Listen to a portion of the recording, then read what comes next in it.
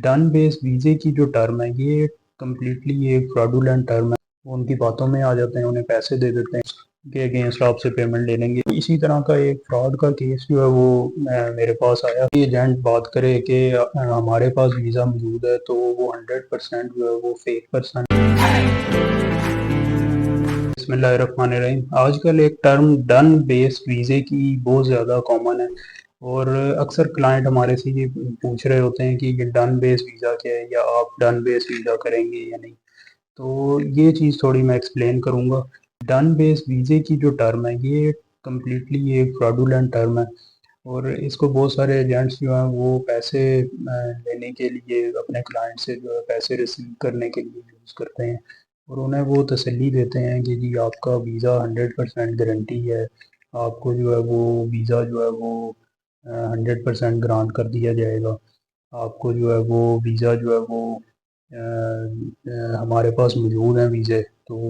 वो आप हमारे से ख़रीद लें। या उसमें जो है वो ये उन्हें कहा जाता है कि वीज़ा लगने के बाद आप पेमेंट कर दें, ये भी तसल्ली दी जाती है। तो इसमें बहुत सारी इसमें टेक्निक्स हैं, और हर टेक्निक जो है उसका अल्टीमेटली एंड यही होता है कि उसमें जो है वो जो क्लाइंट्स होते हैं वो उनकी बातों में आ जाते हैं, उन्हें पैसे दे देते हैं, और वो इस चक्कर में पैसे देते हैं कि हमारा वीज़ा 100% लग जाएगा, या इनके पास वीज़े मौजूद हैं तो ये हमें वीज़ा दे देंगे, या ये है कि ये गारंटी दे रहे हैं वीज़े की, या ये कह रहे हैं कि ये वीज़ा जो है ये लगने के बाद पेमेंट आप करें। जिसमें वीज़ा लगने के बाद पेमेंट की भी वो गारंटी करते हैं, तो उसमें भी होता ये है कि वो आपको पहले वो कह देंगे कि वीज़ा लगने के बाद आप पेमेंट करें,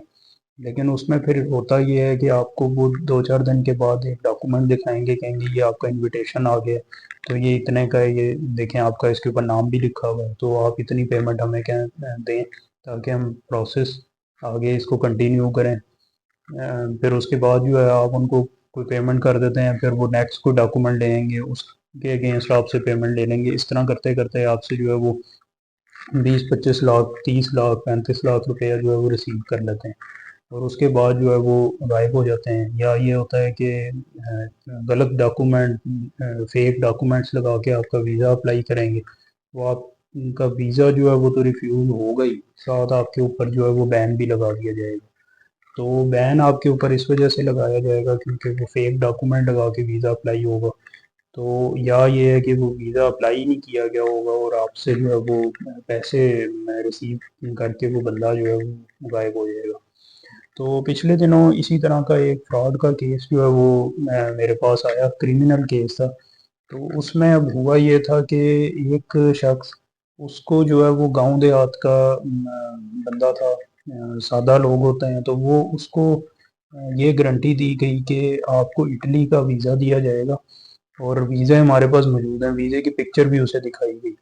तो ये चीज़ मैं आपको कंफर्म बता दूं कि वीज़ा जो होता है ये किसी भी एजेंट, किसी भी कंसल्टेंट, किसी भी इमिग्रेशन लॉयर, किसी के पास मौजूद नहीं होता। वीज़ा फाइल किया जाता है, उस बंदे की एप्लीकेशन फाइल की जाती है, उसके बाद वीज़ा जो है एम्बेसी देती है। इस तरह अगर कोई एजेंट बात करे कि हमारे पास वीज़ा मौजूद है, तो वो 100% जो है वो फेक पर्सन है, वो झूठ बोल रहा है आपसे, आपने कभी भी उसे पैसे नहीं देना। तो इस तरह जो मेरे पास केस आया उसमें हुआ ये था कि उसको जो है वो एक एजेंट ने गारंटी दी कि आप हमें पेमेंट दें, और आपका वीज़ा जो है इटली का वीज़ा आपको देंगे, लेकिन वो सऊदी अरब जाके आपको वीज़ा मिलेगा। और इनको वीज़े की पिक्चर भी सेंड की, इनके मोबाइल में वीज़े की पिक्चर थी, और ये सऊदी अरब जा रहे थे। वहाँ पे FIA ने इनसे पूछा कि आप क्या करने जा रहे हैं, तो इन्होंने उन्हें बताया कि हम इटली के वीज़े के लिए जा रहे हैं, और इन्होंने FIA को इटली के वीज़े की पिक्चर भी दिखाई। जब वो पिक्चर दिखाई, तो FIA ने जो है उनको वहाँ से जो है वो पकड़ा, और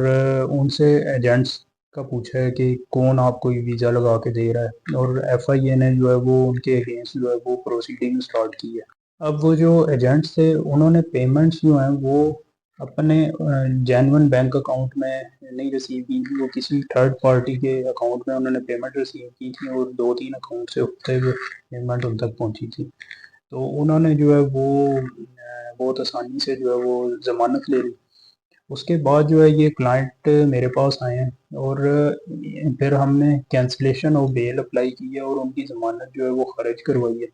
اور اس کے بعد جو ہے وہ ایف آئی اے نے جب اپنی انویسٹیگیشن کی ہے تو یہ چیز پتہ چلی ہے کہ وہ کئی بینک اکاؤنٹ سے ہوتے ہوئے پیسے ان تک پہنچے ہیں۔ تو اس میں اب کہنے کا مقصد یہ ہے کہ ان سے بھی اب تقریباً جو ہے وہ 35-40 لاکھ روپیہ جو ہے وہ ایجنٹس جو ہیں وہ لے کے چلے گئے تھے۔ تو اب اس میں یہ ہے کہ ان کے لیے بھی پریشانی بنی ہے، وہ صرف اس وجہ سے کہ ان کو جو ہے یہ جرنل چیزوں کا پتہ نہیں تھا۔ تو دوسرا یہ ہے کہ ان کو بہت آسانی سے جو ہے انہوں نے جو ہے وہ مس ریپرزینٹ کیا ہے اور غلط ڈاکومنٹ دکھا کے پیسے لیتے رہے۔ تو اس میں یہ چیز تھوڑی سی ایکسپلین کرنا چاہوں گا کہ اگر آپ سے کوئی کہے کہ ڈن بیس ویزا ہے تو آپ نے کبھی بھی اس کی بات پہ یقین نہیں کرنا، کیونکہ یہ ڈن بیس ویزا جو ہے یہ کوئی بھی ٹرم نہیں ہوتی۔ اس کے بعد اگر کوئی آپ سے کہتا ہے کہ ہمارے پاس ویزا موجود ہے، آپ پرچیز کر لیں ہمارے سے، ویزے کی پکچر دکھائی جاتی ہے۔ پھر اس کے علاوہ جو ہے اگر آپ سے کوئی یہ کہتا ہے کہ 100% گارنٹی ہے ویزے کی،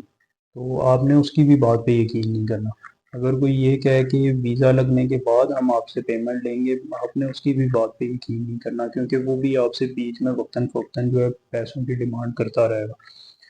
یا یہ ہوگا کہ آپ فیک ڈاکومنٹ لگا کے اگر آپ کا کیس وہ اپلائی کر دیتا ہے، فرض کریں آپ اسے پیمنٹ نہیں بھی کرتے، فیک ڈاکومنٹ لگا کے وہ فیک بینک اسٹیٹمنٹ لگا دیتا ہے، فیک انویٹیشن لگا دیتا ہے، اس کے علاوہ فیک جو ہے وہ سرٹیفکیٹ آف اسپانسرشپ لگا دیتا ہے۔ تو اس میں یہ ہوگا کہ اگر ایمبیسی جو ہے وہ فیک ڈاکومنٹ کو ڈیٹیکٹ کر لیتی ہے اور اس کے اوپر انکوائری کرتی ہے تو آپ کے اوپر وہ 10 سال کا بین لگا دے گی، اس سے ایجنٹ کو کوئی فرق نہیں پڑے گا۔ تو اس وجہ سے اس طرح کے لوگوں سے ضرور محتاط رہیں اور آپ اپنی انکوائری لازمی کریں جب بھی آپ ویزا اپلیکیشن فائل کرنے لگیں۔